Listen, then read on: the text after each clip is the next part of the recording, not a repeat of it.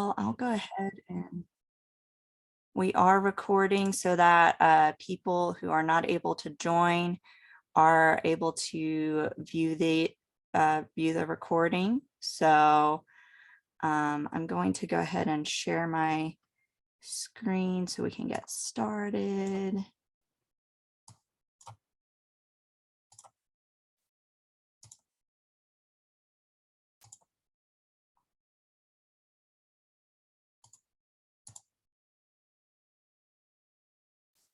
Okay. So again, my name is Brianne Bills. I am the Homeless Tax Credit Program Manager.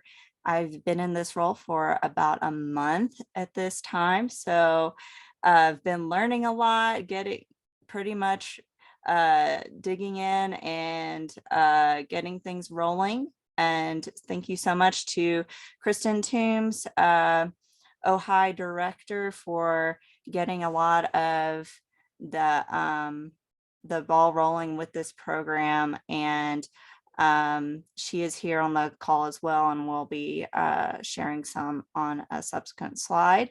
Thank you also to Michael Menning from DOLA, who's going to be monitoring the chat, making sure we catch all questions that are asked. And also thank you to Lance Cheslock for all of the advocacy and leadership leading up to this program being launched, and the coalition. I know many of you have been involved in the coalition, and just getting this started. And just know that I am so honored and take this seriously, just for all of the hours that have been put into making this program happen. And so thank you so much for the work that you have done and are doing. Just a background on me.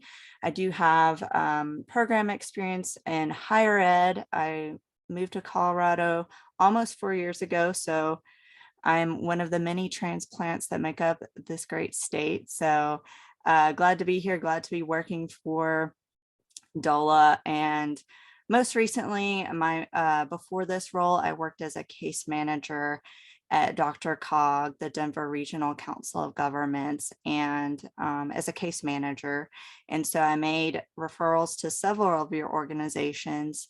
And so I know just how vital your programs and services are to the lives of so many in Colorado. So just know that I appreciate you personally, and I want this program to be a collaborative effort where your feedback is important to me. There are some aspects of the program that our hands are a little bit tied with the bill and the statutes and how we have to follow those. But on some of those other aspects of the program, I'm very welcoming to feedback.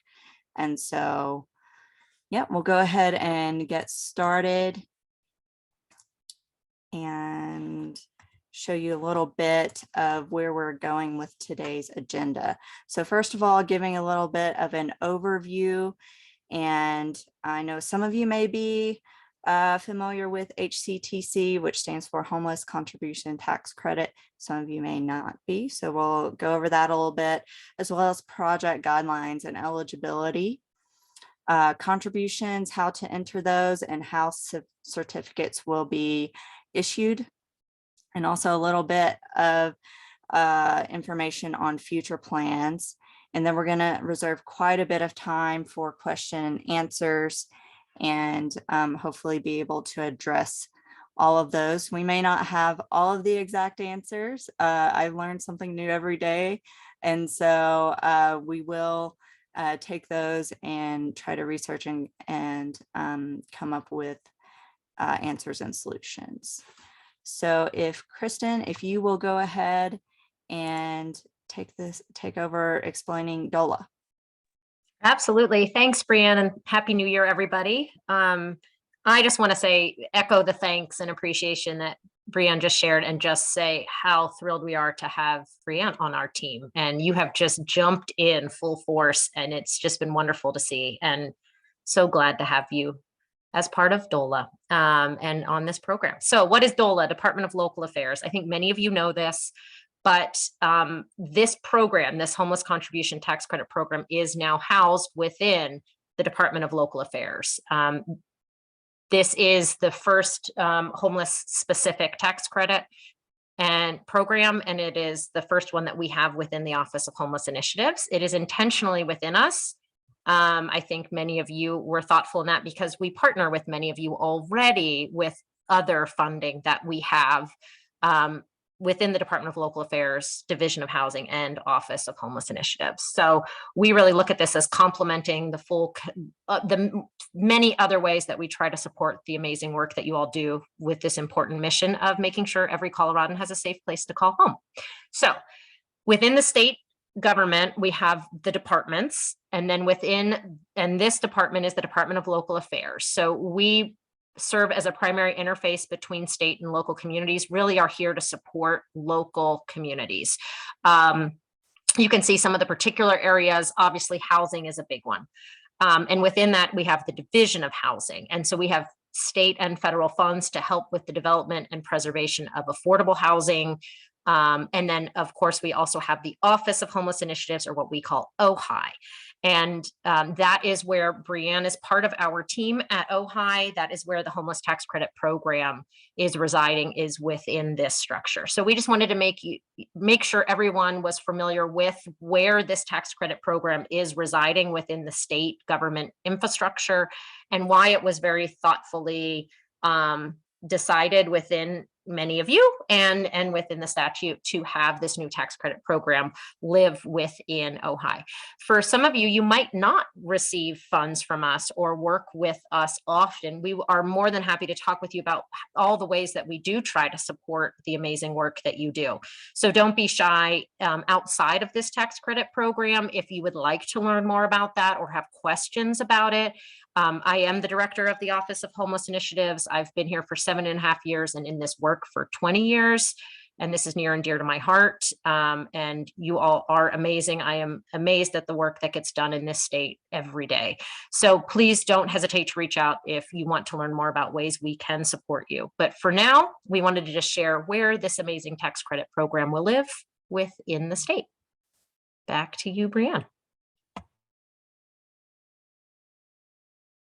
Thank you so much, Kristen, for that overview. HCTC, so kind of going off of what Kristen mentioned, the bill was passed this year, and so we've really been sprinting, kind of building the plane while we're flying it to get this launched for this year. So now we're in 2023, ready to get started. The enterprise zone tax credit was for 2022. So any donations moving forward are with HCTC for homeless serving programs. So programs that are eligible for this new, for HCTC, excuse me, the primary focus will need to be on homelessness. That scope is very clear in the bill, and we want to make sure that is followed. Monetary donations from donors need to be at least $100 or more. And then in-kind donations must be appraised at $5,000 or more. Each taxpayer can have up to $100,000 in tax credits. So that could be multiple organizations, multiple projects, but their individual cap is 100,000. The tax credit itself is calculated based on the county and its designation as rural or non-rural. So non-rural projects get a 25% credit and then a 30% for rural. And then there are two different $750,000 caps for each nonprofit organization. So I'm going to go in that more detail on the next slide. So for the projects If you had an enterprise zone project, that should be already transferred if it qualified for HCTC. New projects should be submitted and approved. I know several of you have done that. If you do have an upcoming project that's new or you think might qualify, you can submit a new eligibility form for that. For example, if you have a capital campaign coming up later in the year, you can go ahead and submit that for eligibility. Once that's approved, you can start accruing the credits for that project.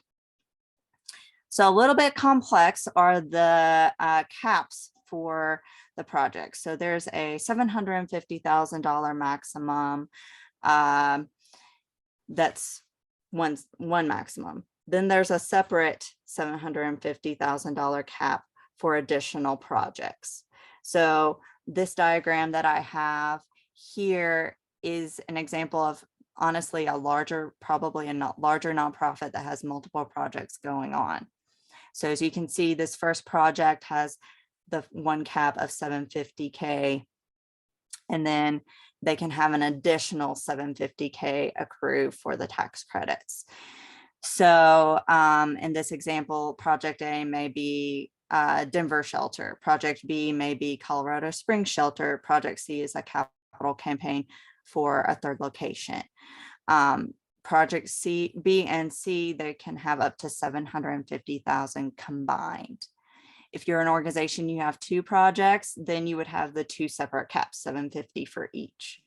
And so that's why it's important as we're tracking donations to which project they're going towards based on your financials. One other comment would be capital campaigns must begin construction within 3 years. And along those lines, you could potentially accrue on multiple years, continue to have donations toward that project. So the first year you might have 750K. The second year you could have another 750K towards that capital campaign. Are there any questions on the information that we've shared so far?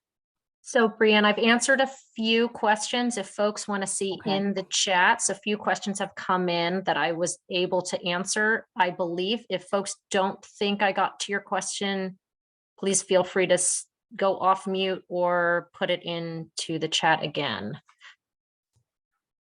And if you didn't and you were waiting for the pause, feel free. But I just wanted Brianne to know that I think I've covered the ones in the chat thus far.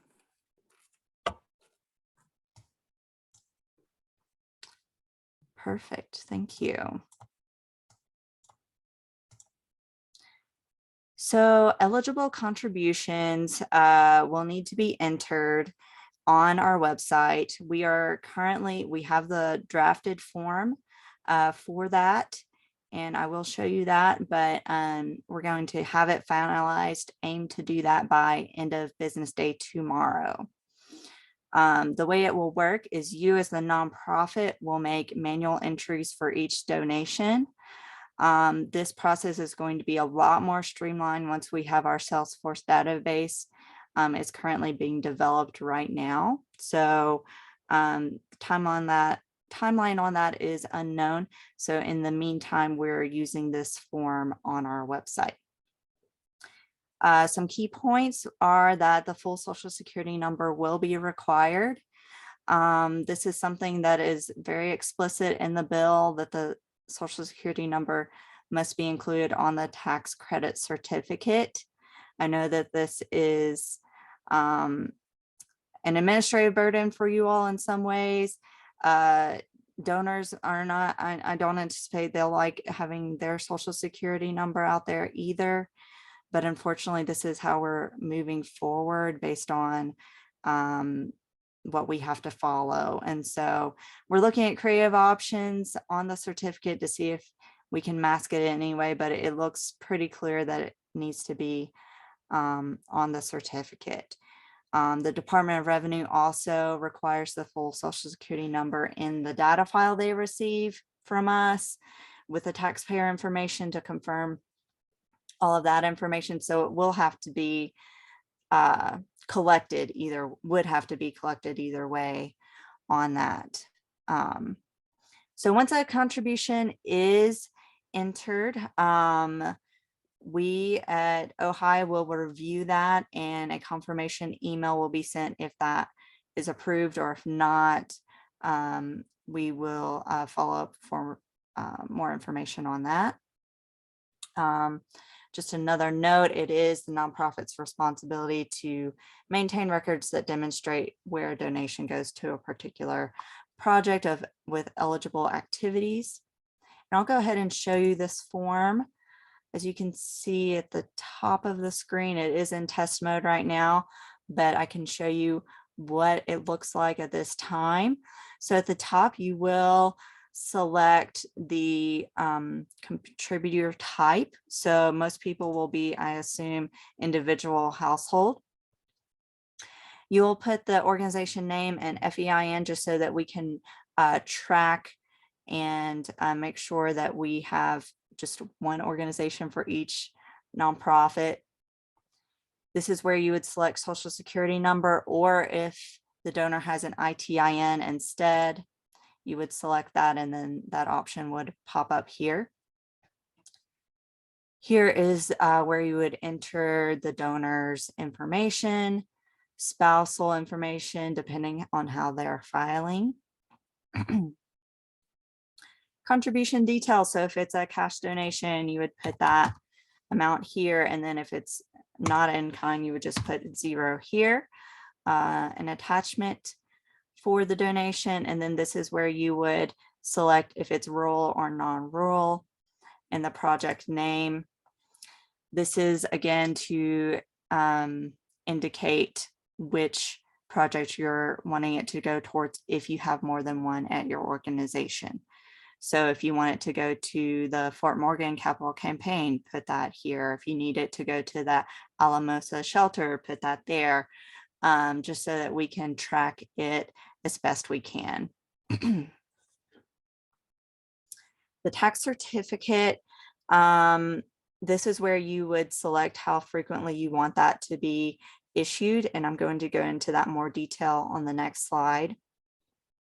And then this is where you would put the name of the person at your organization who's filling this out, in case we do have follow-up questions. And then just submit, and then we would receive that, review it, and get back to you via email.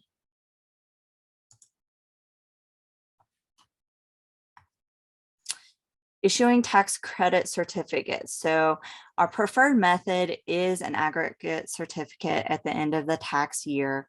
So for example, if you have a donor who submits a donation monthly for $100 each month, then at the end of the year, you would give them we would give them a credit of 25% or 30% of that $1,200 amount.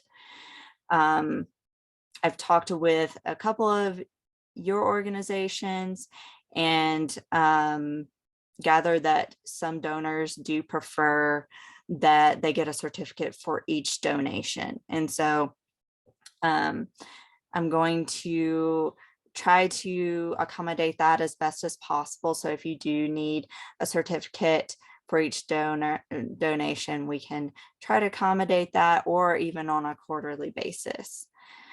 This is something that the Department of Revenue started out by saying, we really want just one certificate per taxpayer. It makes our job way easier. And I pushed back a little bit and tried to advocate for you and your donor relations aspect to have it as an option to have a certificate for each donation. So we're going to move forward with this, and hopefully over the next year, this will be a good way moving forward, but I welcome your feedback on that. So the certificate will be generated by DOLA, and once Salesforce is up, Salesforce would generate the certificate. It would be sent in an encrypted email to both the organization contact and the taxpayer, and the certificates do represent that. DOLA has confirmed that it is an eligible donation, but ultimately Department of Revenue has the final say on that credit when the taxpayer files their taxes. So I'm going to pause and see if anyone has questions. So thanks, Brianne. So I'm trying to answer a lot of the questions. So again, if folks, in addition to listening to Brianne, want to look at the chat, let me just give me a second because there's been a lot of good questions coming in. A couple that I want to share with folks is that yes, stock donations per statute do count as in kind, and therefore you have the $5,000 minimum for that. For definitions of rural, we are using the USDA program definition. There's a link of that in the FAQ on our website. We can get that for folks. It's by county, as Brianne said, and it's by where the project is located that the donation is going to. Another note on the yep. rural designation on the online form for submitting the contribution, there's a link there as well to the USDA site. If you click the little information circle, I forgot to show that on the demo. Great, thanks, Brianne. So then the other piece is, so I think there was a question about donations from December. So just want to remind folks of the timeline that this by statute, I know we keep saying that and it sounds really wonky, but we really do need to make sure we're following what the statute says. This program, the Homeless Contribution Tax Credit Program, began January 1st. So 3 days ago, 2023. So any donations that happened before January 1st can't go to this program. So they will go to your previous easy, if you were part of the enterprise zone tax credit program, they would go to that. So you want to make sure that you've got that delineation of which program. OEDIT is still enabling you to enter the Office of Economic Development and International Trade that manages the EASY program is still allowing you to upload those, but I would work with your EASY administrator on that. Brianne, I don't know if you have anything to add to that one.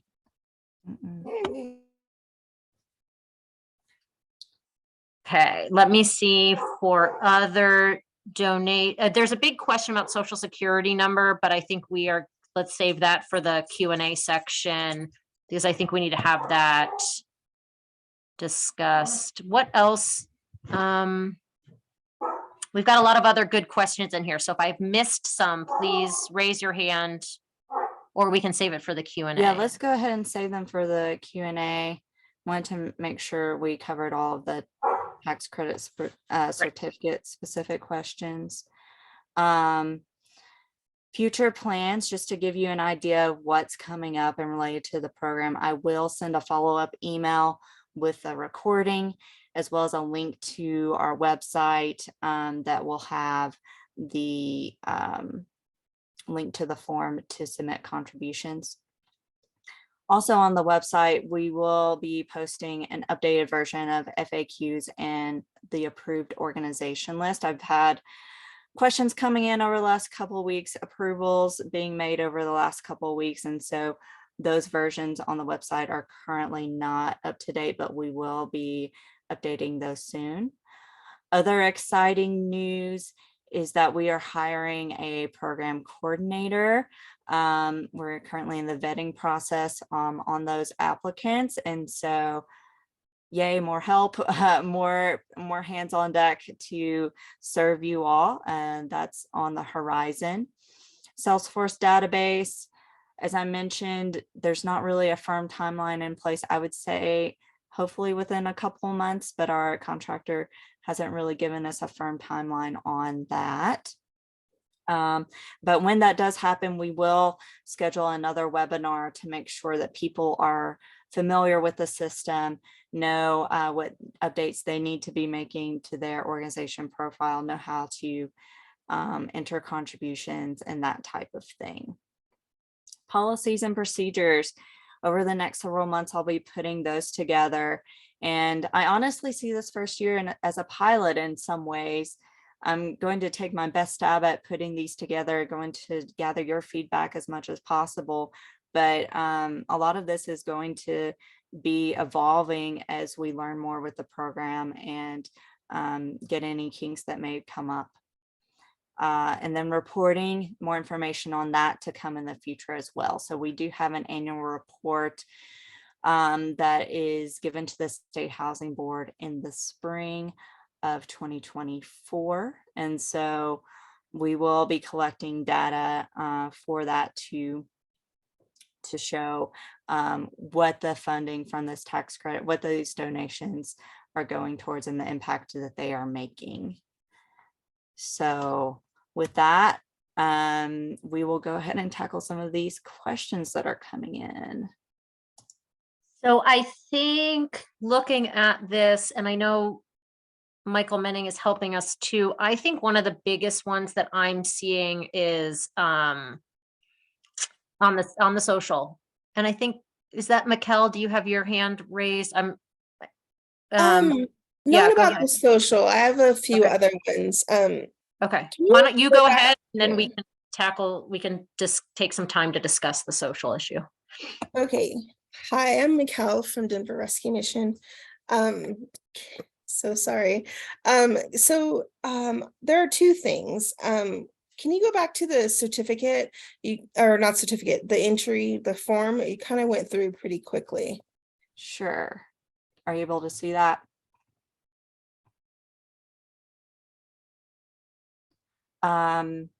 So here at the top is where you would select the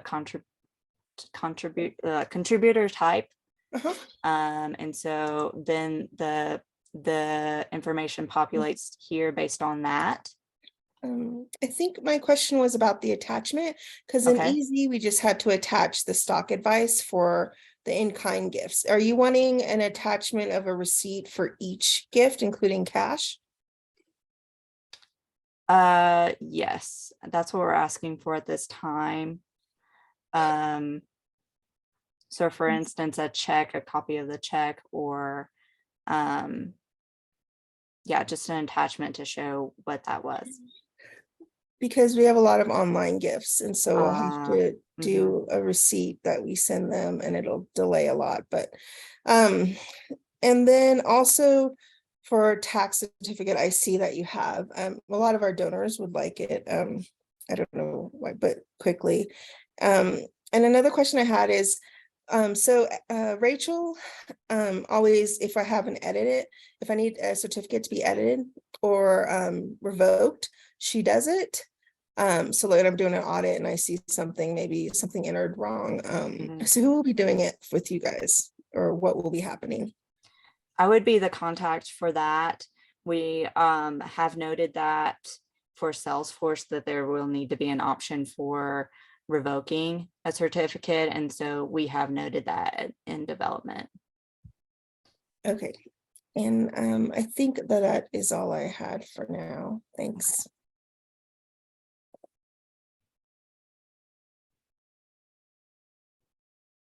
Thank you, Mikkel. Okay, I see there's one quick question that I think others might have. So the $100 minimum can be cumulative. So let's say you have someone who's giving $10 a month.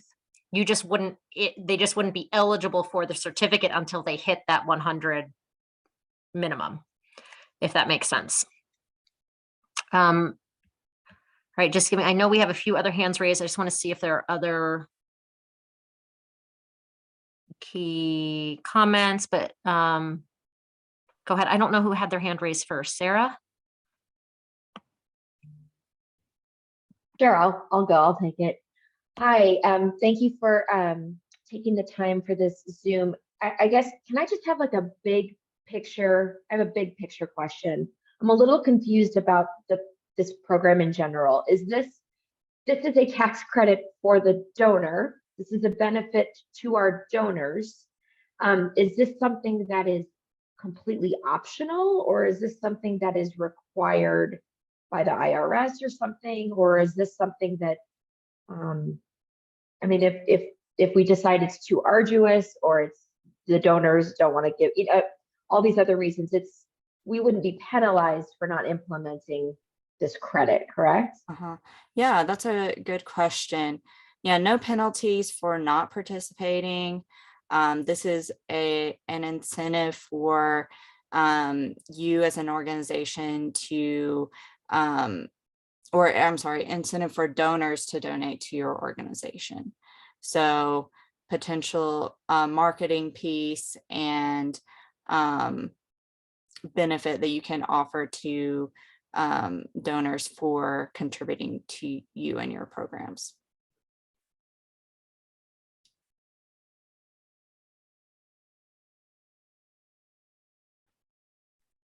Kathleen? Thanks so much. This is Cass Cronin from Earthlinks. I have a question about this attachment piece on all donations, especially for accumulating. So I have a $25 a month donor for the year. So I'm at $250, $240, whatever, at the end of the year. So I am going to attach a picture of each of their checks or each of their gifts that they're giving through Giving First or credit card. An Excel. I mean, do you want actual pictures of each check? I'm going to table that and answer that later. This is something that I didn't really think through all of the details on that. So that's good feedback on the cumulative donations. Yeah, because I think really Brianne, we wouldn't approve a certificate for just a $125 entry. So yeah, that would be, if someone gives $25 a month, that would be an entry after they meet that minimum $100 at least. Sure, I appreciate that. Thank you. I had one other question. I put it up in the chat, but one other thing on this form, you're asking about whether somebody is actually filing jointly. We would not normally ask that of a donor. We would normally, at least from the enterprise zone part, we would always just be putting in the name that goes with the tax ID. So I'm just wondering if that's something we now need to get and somehow secure. So the spouse name was a piece that Department of Revenue did request if they're filing jointly and need that spousal name. And so it's not a required field if they are submitting only the donor's name. so Okay, part thank of you. this is, these are good questions and we want to hear some of these because we are having to overlap what revenue is requesting or requiring and what the statute has. And so if any of these are feeling concerning or arduous or anything, voice those and we will just triple check. So appreciate that. I think one question that's come up is concerns around what needs to be uploaded. Lisa, I think I saw your comment and your hands raised. So I don't know if that's what you wanted to speak to. Sorry, yeah, I feel uncomfortable uploading full social security numbers without having some real commitment to security, on your end. And copies of checks just feels really, I feel like if a donor knew that we were uploading copies of their checks to another outside system, they wouldn't necessarily appreciate that. So I'm just hoping you'll consider some of that when you're making those decisions. And I think other folks had valid questions around the requirement to provide receipts for every donation, and if those are monthly and everything, what that's going to do for us as far as making it difficult. Yeah, and I definitely will note this. I'm going to follow up with OEdit and the EASY program and ask about the attachments piece and really clarify what we actually need for our documentation. And so what I can do is in a follow-up email notes some of these bigger questions and the answers that we've come up with. So yeah, thank you for the feedback. So one of the things here is, so Lisa, I just want to say too that, so we have gone to the Attorney General's office at the state to say, do we really need the socials? Because we hear you on the concern, and we don't want donors to not give because they don't want to give their social, which is understandable that some would be concerned. It is in the statute that we have to have it on the certificate. It's the way it's written loud and clear. We were asking, is there any way to not? So does that mean we have to store it, and how it gets transferred? We are working on that now, is how do we minimize where it's stored, how many times it has to be transposed or anything like that. So we are still working through all those details because security is very serious. Absolutely. I mean, this is a key number and a privacy and a security thing for sure. So we hear you, we agree with you. We take that very seriously and absolutely respect that donors would have concerns around that. So just know that it is not up to us to include that. Revenue does not need it.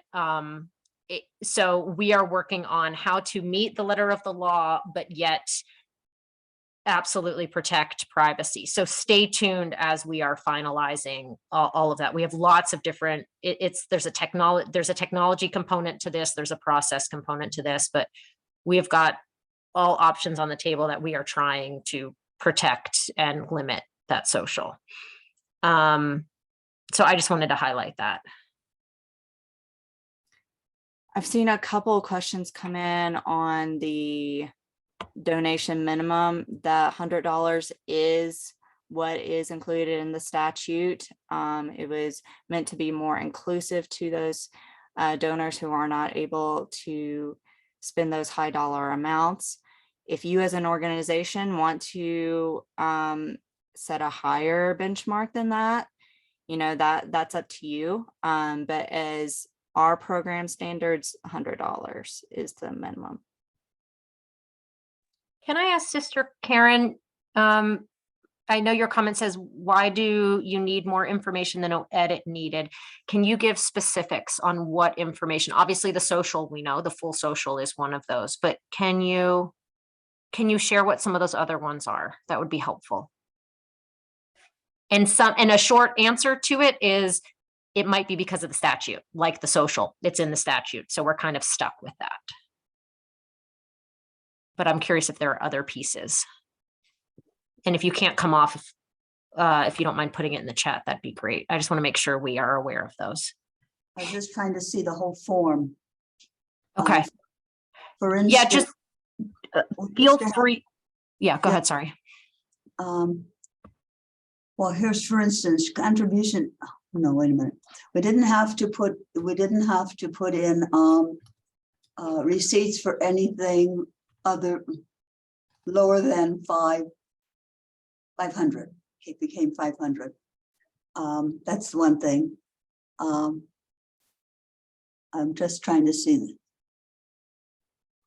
Oh, and Stacy just shared, we did not put in the donor's email or phone number. Yes, we had to put in the donor's email. No, the emails came back to us. We had to put in the donors. We did both. Their phone number, but most of the certificates came back to us. We didn't, we only had to put in one name as to whoever was the tax person listed. We had to do the household address. I don't think we had to do the email unless we were sending it to them, phone number. Contribution details, all we did is put in what it was. I see here the date, that's right. I can't see the bottom of it. Okay. Submission details, each contribution quarter. And I can see you have that because you're saying some can be quarterly or annually instead of each contribution. Correct. Oh.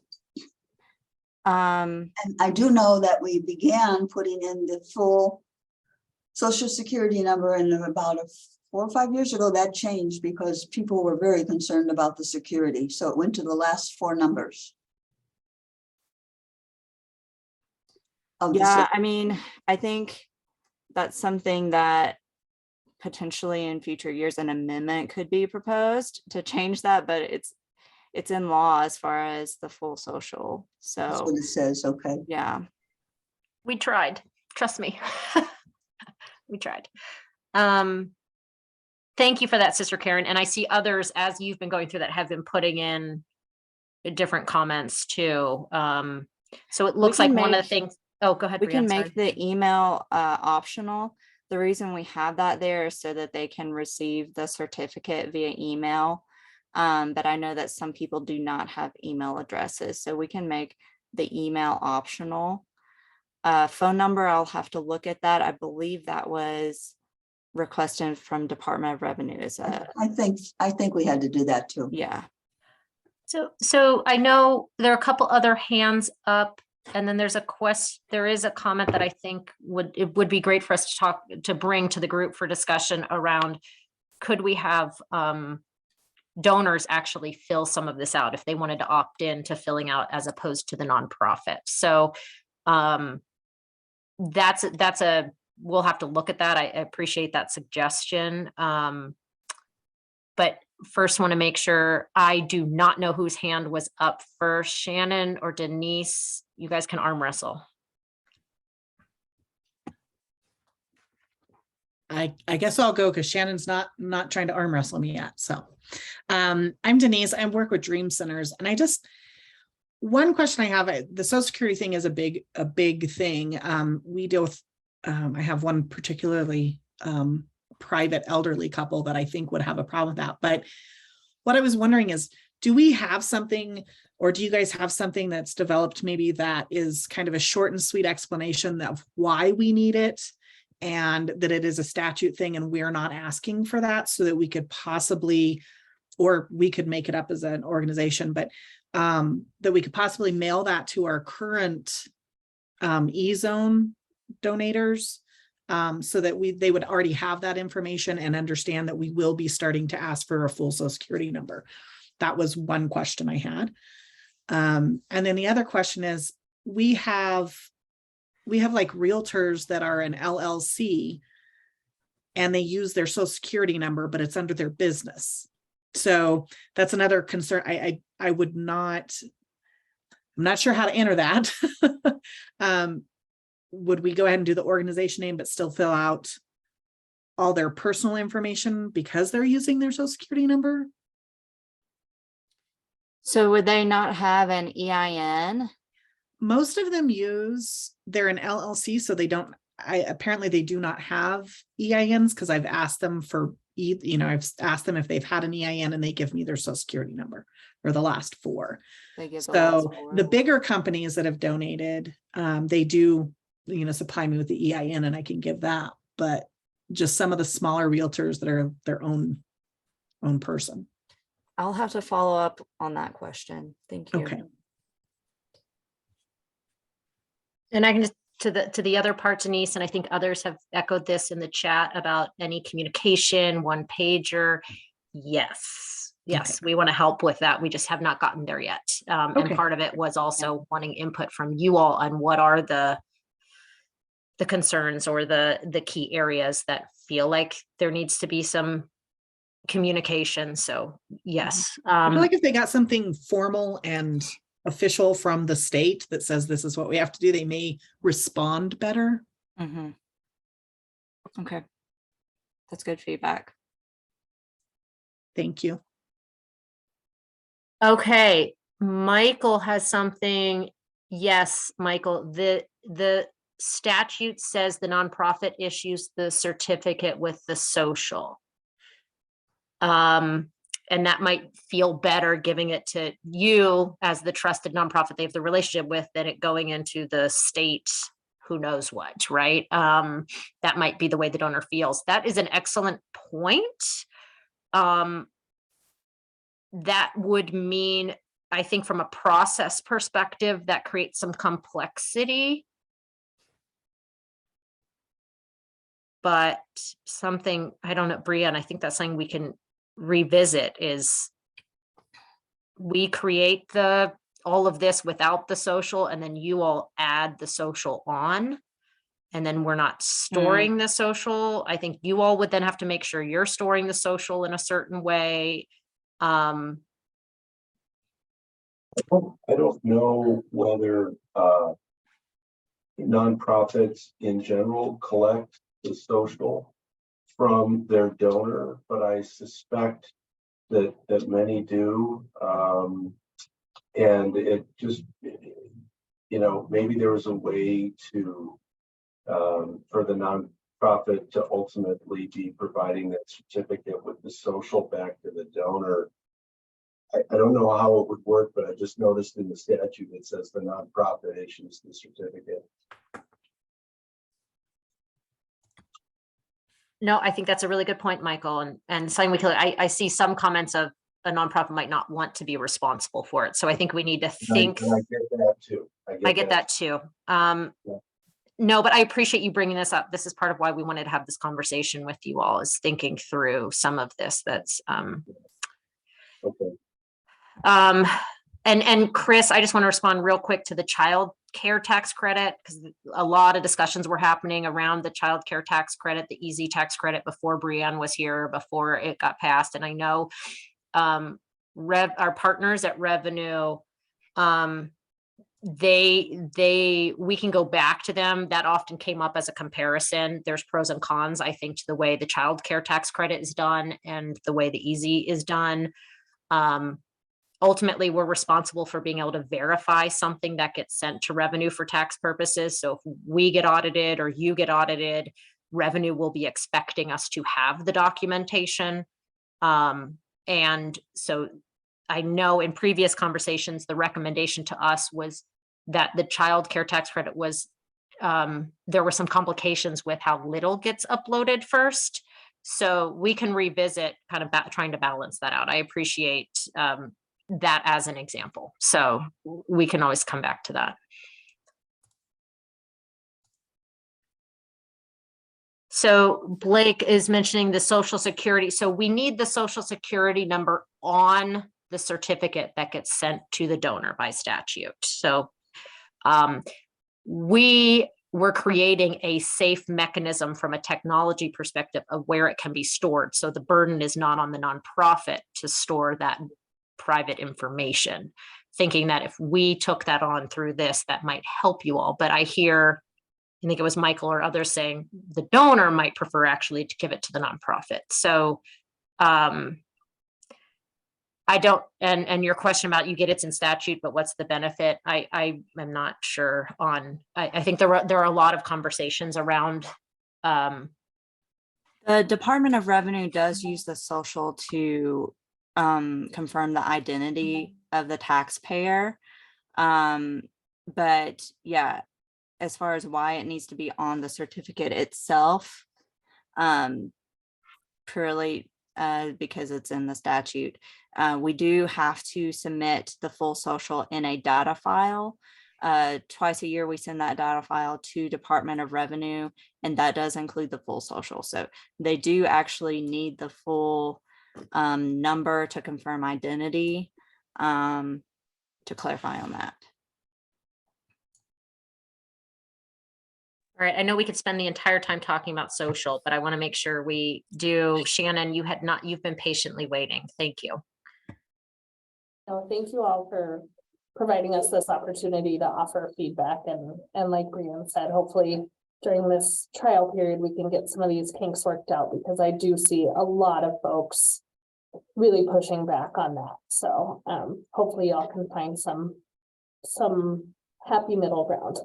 Aside from all the social stuff, a couple of questions. I may have missed the answer to this. I was trying to keep up with the chat and listen. For the individual taxpayer identification number, is that the same as the Colorado ID?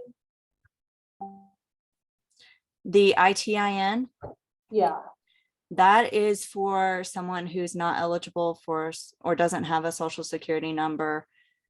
For example, an undocumented individual wouldn't have a social security number, but they would still have to file taxes. And that's when an ITIN is issued. Okay. Are we able to use the Colorado ID number? Because we do have that on file for some donors. Not not if they have an actual social security number, unfortunately. And then for the spouse, and again, I think this may have been answered, so apologies for repeating. So we have some donors who, you know, they donate as a household and we just have information on one of them.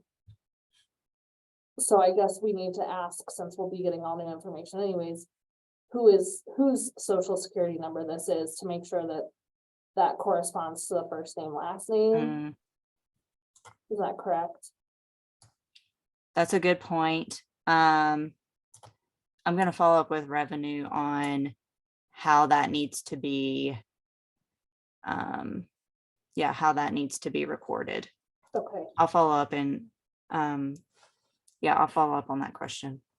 thank you. And then my last question, and this might be part of the Salesforce stuff that you're rolling out, but is there going to be a way for us to, for instance, log in as an organization so that top bit of information auto-populates? Yes. Okay. It's going to be a lot more streamlined with Salesforce. Okay, and then the last piece, depending on where you land with the attachments for monthly donors, if we do need to upload, say, like receipts from each donation throughout the year or something, will there be a way for us to upload multiple items in that attachment, or will we need to like combine everything into one PDF and upload everything as one PDF? And I think just some clarity in the future around the attachment process and what exactly is required.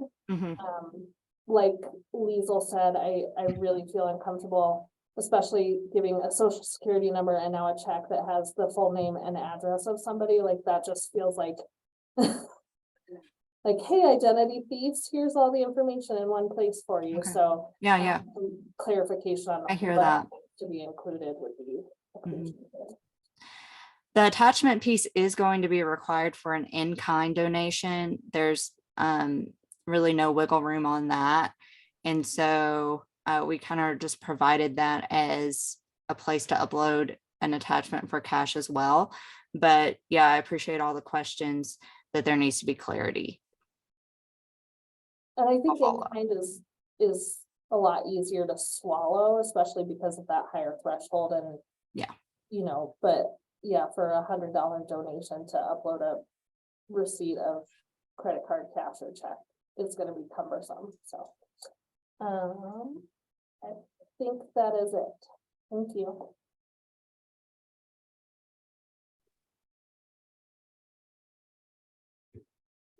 Okay, I think Deanna.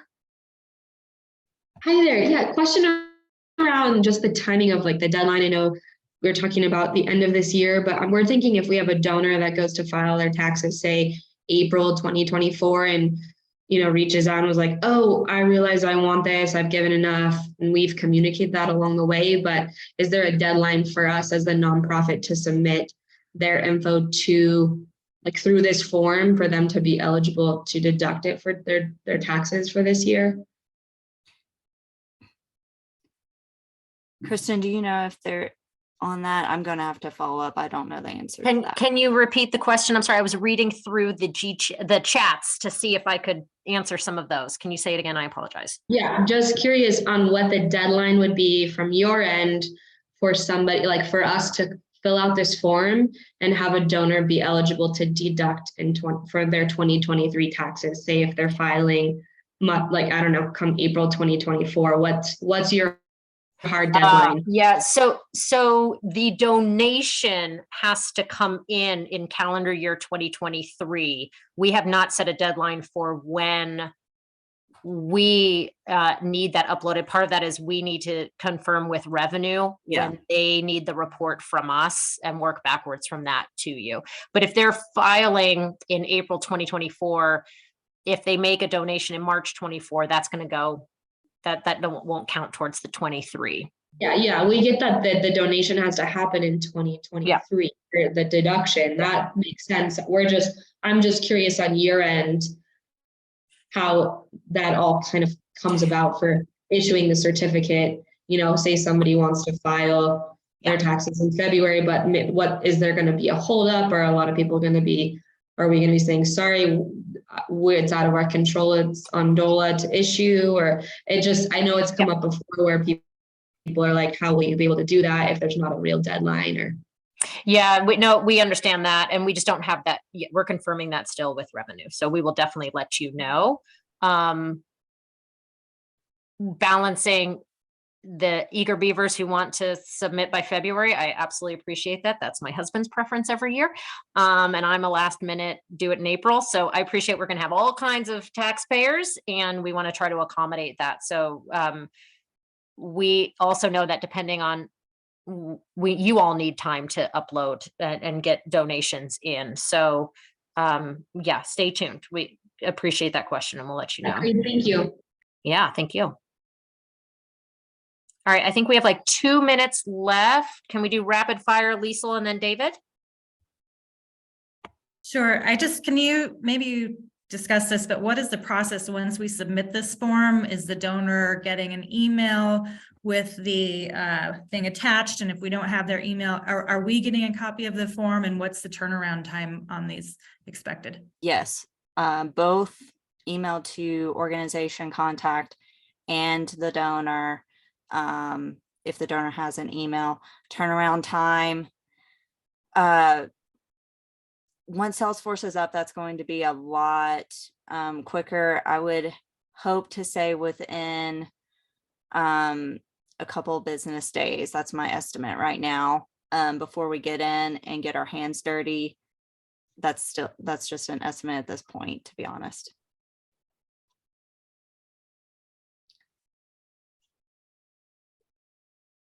Okay, this is David. I have more of a general question. So if our organization works with the homeless, but also does other things as well, do we submit per project, like for part of our organization, or how would that work? Right, so the programs that are homeless related would be the ones that are eligible for the tax credit. So donations that came in would only be eligible if they were applied to the approved project and activities. So if you had an after school program for kids, you would not be able to use a donation towards that and have a tax credit for that. Yeah, does that answer your question? Yeah, it does. And then a different kind of question, just one more. It seems like with all the reporting requirements, it's going to be pushing most of us to push this off to the end of the year, because obviously if somebody, gives $500 in June, but then they give another $500 in December, either we're going to have to just do this once or do it twice with all the reporting. So it's going to be pushing most of us, I would think, to really late in the year or possibly even January 2024 before we know what they really donated. Is that going to really tank your system to have thousands of these requests or millions of these requests come in the first week of January for you guys, 2024. Does that make sense, what I'm asking? Yeah, I think that's a good point. And I know with the Easy program, that was kind of a benefit of people doing those certificates throughout the year for the administrative burden aspect. And so that's another reason why we're giving that as an option. But yeah, right, but it doesn't really help us to do it twice if we can only do it once, or it doesn't help us to do it 12 times if they're doing monthly. So it really, all of your requirements are kind of pushing us as organizations to just do it once a year, which means we're going to be doing it at the very end of the year. Because, if somebody donates, even if let's say you have a donation and they're definitely qualified by December 15th, well, they could give another gift on December 31st, which people often do. And then all of a sudden you have to do it again. So it really doesn't even make sense for us as an organization to submit anything until after the year's over, at least from my perspective. Otherwise, you just end up doing the work again.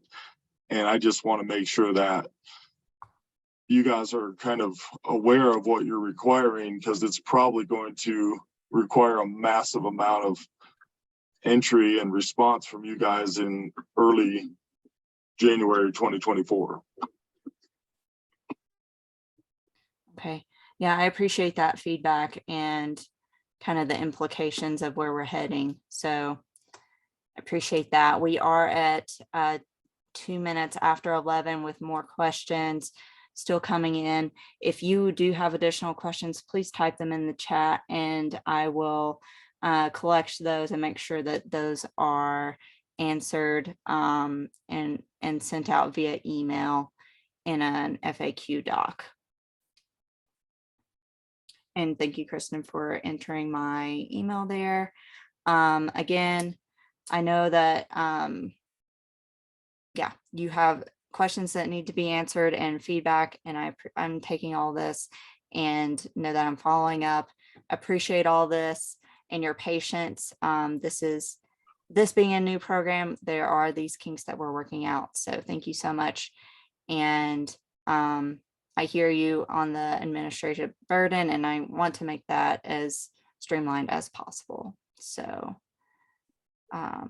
Kristen, if you don't have anything else, we'll just close out the meeting and follow up via email.